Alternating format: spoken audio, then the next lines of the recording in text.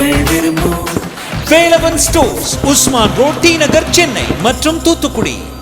விழா காலங்கள் எல்லாம் வேலவன் ஸ்டோர்ஸோடு. அப்புறம் இங்க அருமை சக சொன்ன 10 ரூபாய்.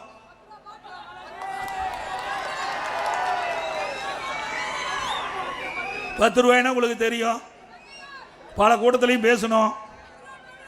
இந்த 10 ரூபாய்னு பாட்டு பாடும்போது என்ன நடந்ததுன்னு உங்களுக்கு தெரியும். யார் பாட்டு பாடினா யார் நடந்ததுன்னு உங்களுக்கு தெரியும். அது என்ன நீங்களே புரிஞ்சுக்கிங்க. ஆக திராவிட முன்னேற்ற கழகம் ஆட்சி வந்ததுக்கு பிறகு தமிழகத்தில் டாஸ்மாக் கடை சுமார் 6000 கடைகள் இருக்கின்றன. பெரும்பாலான கடையில் இருக்கிற அந்த பார்லாம் திமுக கட்சி சேர்ந்தவர்கள் எடுத்துக்கிட்டாங்க. அந்த பார்ல இன்றைக்கு முறைகேடாக மதுபானங்கள் விற்கப்பட்டது. அது ஒரு புறம். அந்தந்த டாஸ்மாக் கடையில் அந்த டாஸ்மாக் கடைக்கு சென்று யாராவது அந்த கடையில் மது பாட்டில் வாங்கினா 10 ரூபா அதிகமாக கொடுத்தா தான் அந்த பாட்டில் கொடுப்பாங்க. ஒரு நாளைக்கு 1.5 கோடி பாட்டில் விற்குது. ஒரு பாட்டிலுக்கு 10 ரூபாய்னா ஒரு நாளைக்கு 15 கோடி வருது. ஒரு நாளைக்கு 15 கோடி டாஸ்மாக் கடையிலிருந்து வருது. நாம் யாரும் போகாதீங்கப்பா, நம்ம ஆளுங்க டாஸ்மாக் கடைக்கு போகாதீங்க, வேண்டாம், தப்பு. நம்ம ஆளு போக மாட்டாங்க. திமுக காரன் அங்கேயே தான் குடியிருக்கிறான். அவங்ககிட்ட தான் இந்த காசையே பிடுங்குறான். யாரு? திமுக காரன்கிட்டயே காசை பிடுங்குற கட்சி திமுக கட்சி. ஒரு நாளைக்கு 1.5 கோடி பாட்டில். அந்த ஒரு பாட்டிலுக்கு 10 ரூபாய்னா 1.5 கோடி ரூபாய் டாஸ்மாக் கடையிலிருந்து மட்டும் திமுக மேலிடத்துக்கு சென்று கொண்டிருப்பதாக தகவல். அதோட மாசத்துக்கு 450 கோடி, கிட்டத்தட்ட வருஷத்துக்கு 5400 கோடி. அப்படி 4.5 ஆண்டுல சுமார் 24,000 கோடி இந்த டாஸ்மாக் கடையில் ஒரு பாட்டிலுக்கு 10 ரூபா வாங்கினதுல மட்டும் கொள்ளையடித்த அரசாங்கம் ஸ்டாலின் தலைமையில் இருக்கின்ற அரசாங்கம். நினைச்சு பாருங்க. அதுக்கு பிறகு அந்த பார்ல விற்கிறது அது தனி. அது தனியா வாங்கி கள்ள இதில் விற்கிறாங்க, பார்ல விற்கிறாங்க. இது ஒரு வருமானம். ஆக இந்த டாஸ்மாக் நிறுவனத்தின் மூலமாக கடையிலிருந்தும் சரி, பாட்டிலுக்கு 10 ரூபா வாங்கலும் சரி, அதோட பார்லிருந்தும் சரி, சுமார் 50,000 கோடி கொள்ளையடித்த கட்சி திமுக கட்சி, திமுக அரசாங்கம். அதனாலதான் இன்னைக்கு ஈடி டாஸ்மாக் நிறுவனத்தில் பூந்து அதில் 1000 கோடி முறைகேடு நடைபெற்றதாக கண்டுபிடிச்சாங்க. திமுக ஏதோ பேசி சமாளித்துட்டு இருக்கிறாங்க. விரைவில் உண்மை வெளிவரும். மீண்டும் அண்ணா திமுக ஆட்சி அமைந்தவுடன் இதை முழுமையாக விசாரிக்கப்படும். சட்ட நீதியாக யார் தவறு செய்யலோ அவர் மீது உரிய நடவடிக்கை எடுக்கப்படும். இதுதான் எப்படின்னா, மின்சாரத்துறையில் டிரான்ஸ்பாரம் அதில் கொள்முதல் செய்கிறாங்க. அதுக்கு டெண்டர் விட்டாங்க. அந்த டெண்டர் சுமார் 32 டெண்டர் என்று நான் நினைக்கிறேன். 32 டெண்டரும் ஒரே ரேட். அதாவது ஒரு டிரான்ஸ்பாரத்துக்கு 5000, ஒரு உதாரணத்துக்கு சொல்றேன், ஒரு 5500 ரூபாய்னா 32 டெண்டரும் 5500 ரூபாய். எங்கேயாவது இப்படிப்பட்ட அதிசயம் உண்டா? நினைச்சு பாருங்க எப்படியெல்லாம் கொள்ளையடிக்கிறாங்க. எதுக்கும் அஞ்சல, எதுக்கும் பயம் இல்லை, சட்டத்துக்கும் பயம் இல்லை, மக்களிடத்திலையும் பயம் இல்லை. எதுல எப்படி கொள்ளையடிக்க வேணுமோ அதையெல்லாம் கொள்ளையடிக்கின்ற கைதேர்ந்த கட்சி திமுக கட்சி, திமுக அரசாங்கம். இப்ப நீதிமன்றத்தில் இருக்குது. சிந்திச்சு பாருங்க, மக்களுடைய பணம் எப்படியெல்லாம் அந்த திமுக குடும்பத்துக்கு போய்கொண்டிருந்ததை நம்ம எண்ணி பார்க்க வேண்டும். அதோட நம்முடைய இது பேரூராட்சி, நகராட்சி, மாநகராட்சியில் வரி வசூல் பண்ணுவாங்க. கிராமத்திலையும் வரி வசூல் பண்ணுவாங்க. திமுக ஆட்சிக்கு பிறகு வீட்டுக்கு 100% வரி உயர்த்திட்டாங்க. கடைக்கு 150% உயர்த்திட்டாங்க. இந்த வரி உயர்வினால் மக்களுக்கு தேவையான அடிப்படை வசதி செய்து கொடுப்பதா இந்த வரி போட்டாங்க. இந்த வரியிலையும் ஊழல் செய்த கட்சி திமுக கட்சி. இன்னைக்கு மதுரை மாநகராட்சியில் 200 கோடி இந்த வரி வருவாயிலிருந்து ஊழல் செஞ்சிருக்கிறாங்க. எப்படி வருவாய்? ஆட்டுக்கு மாட்டுக்கு வரி போட்டாங்க, பன்னிக்கு வரி போட்டாங்க. அந்த பன்னிக்கு போட்ட வரியில் கூட ஊழல் செய்த கட்சி, வெட்கமில்லாத ஆண்டு கொண்டிருக்கிற கட்சி திமுக கட்சி. சிந்திச்சு பாருங்க. யாரு? திமுக ஆட்சி, திமுக மேயர், திமுகவே ஊழலை கண்டுபிடிச்சிருக்குது. நாம சொல்லல, திமுக அரசாங்கமே ஊழல் கண்டுபிடித்து வெளியிலே வெளியிடப்பட்டதுதான் நான் சொல்றேன். அது மட்டும் இல்ல, அந்த மாநகராட்சியில் இருக்கின்ற அந்த 5 மண்டல குழு தலைவர் ராஜினாமா, நிலைக்குழு உறுப்பினர் 2 பேர், அந்த குழு 2 பேர் ராஜினாமா. அந்த மேயர் இப்ப ராஜினாமா செஞ்சுட்டாங்க. இன்ன வரைக்கும் மேயரை எடுக்க முடியல, தேர்ந்தெடுக்க முடியல. உள்கட்சி பூசல், எல்லாம் பங்கு பிரிக்கிறதுல பிரச்சனை. அங்க இருக்கிற கவுன்சிலுக்குள்ள, திமுக கவுன்சிலுக்குள்ள இன்னைக்கு போராட்டம். யாருக்கு எவ்வளவு பங்கு பிரிக்க வேண்டும் என்று போராட்டம் நடந்துட்டு. இன்னும் அந்த மேயர் ராஜினாமா செஞ்ச பிறகு மதுரையிலே மேயர் தேர்தல் நடத்த முடியல. மேயருடைய கணவர் இன்றைக்கு சிறையில இருக்கின்றார். இப்படிப்பட்ட கொடுமையான ஆட்சி, ஊழல் ஆட்சி திமுக ஆட்சி.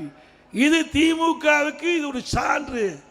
நாம சொல்லல, எதிர்க்கட்சி சொல்லல, திமுக ஆளுகின்ற அரசாங்கம் அதை கண்டுபிடிச்சு இதனை வெளியிட்டிருக்குது. இங்கதான் எப்படின்னா, திண்டுக்கல் மாநகராட்சியில் 4.5 கோடி ஊழல். சேலத்தில் எவ்வளவு ஊழல் நடந்திருக்குன்னு தெரியல. நம்ம ஆட்சிக்கு வந்து வருகிறதா அதையும் கண்டுபிடிக்க வேணும். அதே போல காஞ்சிபுரத்தில் அங்கேயும் இப்படித்தான் பங்கு பிரித்தல் ஊழல். கோவையிலையும் அதே மாதிரி, திருநெல்வேலியிலையும் அதே மாதிரி. இந்த மாநகராட்சியெல்லாம் பங்கு பிரிப்பில் ஏற்பட்ட பிரச்சனை அங்கங்க பத்திரிகையிலே செய்தி வந்திருக்குது. இப்படிப்பட்ட ஊழல் ஆட்சி தான் திமுக ஆட்சி என்பதை மக்கள் புரிந்து கொள்ள வேண்டும். இன்றைக்கு திராவிட முன்னேற்ற கழகத்தில் உள்ளாட்சியில் பணி நியமனம் எல்லா பத்திரிகைகளும் உங்களுக்கு பார்த்துருப்பீங்க. பாரு, அருமையா சொல்றாரு. எப்ப நீயே வந்து பேசலாம் எனக்கு பதிலா. இதையெல்லாம் மக்களிடத்தில் சொல்ல வேணும். கிராமம் பூரா, நகரம் பூரா, வீதி வீதியா இந்த ஊழல் பிரச்சனையை எடுத்து சொல்ல வேணும். கிட்டத்தட்ட 800 கோடி ஊழல், 888 கோடி ஊழல் கண்டுபிடித்திருக்கிறாங்க. இந்த பதவி கொடுப்பதற்கு, பணி ஆணை வழங்குவதற்கு உள்ளாட்சி அமைச்சர் திரு நேரு அவர்கள் 888 கோடி ஊழல் நடைபெற்றதாக பத்திரிகையிலே வலைதளம் செய்தி வந்திருக்குது. இது இன்ன வரைக்கும் மறுக்கல. அந்த அமைச்சர் அங்க டெல்டா மாவட்டத்தில் பொறுப்பா இருக்கிறார்.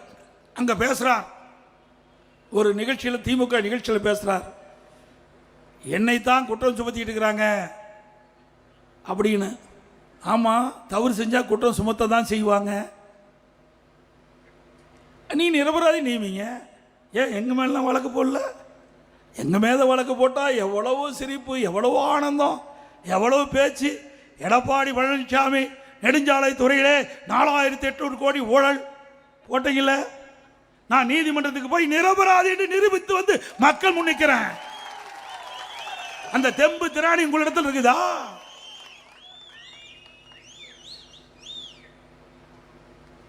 நீதியரசர் கூட கேட்டார், வழக்கு போடு, என் மீது வழக்கு போட்டவரே அந்த வழக்கை திரும்ப பெறுவேன் என்று சொன்னார்.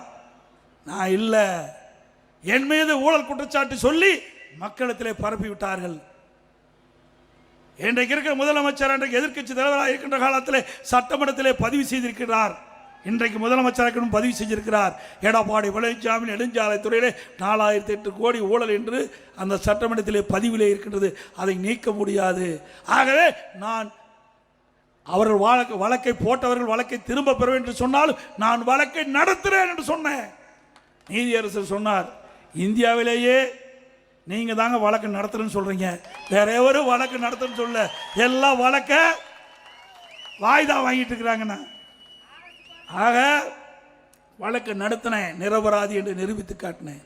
மீண்டும் உச்ச நீதிமன்றம் போனாங்க இதே திமுக, அங்கேயும் போய் வழக்கு நடத்தினேன், அங்கேயும் நிரபராதி என்று நிரூபித்து உங்கள் முன் நான் பேசிக் கொண்டிருக்கின்றேன்.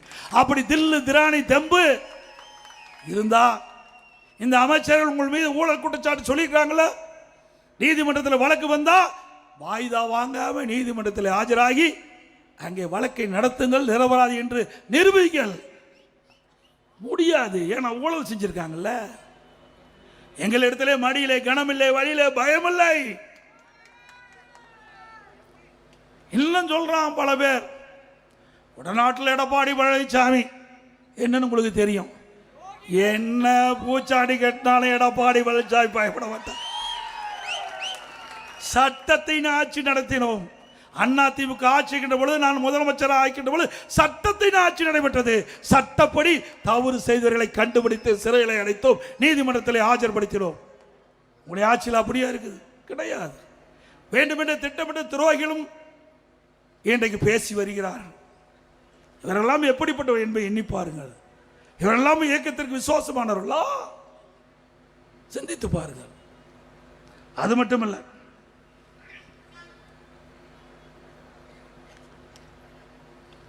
இன்னைக்கு திராவிட முன்னேற்ற கழகம் ஆட்சிக்கு வந்த பிறகு விலைவாசி விண்ணை முட்டுகின்ற அளவுக்கு உயர்ந்துட்டது. அதை பற்றி கவலை இல்லை. அரிசி விலை உயர்வு, பருப்பு விலை உயர்வு, எண்ணெய் விலை உயர்வு கட்டுப்படுத்துவதற்கு இந்த அரசாங்கம் என்ன நடவடிக்கை எடுத்தது?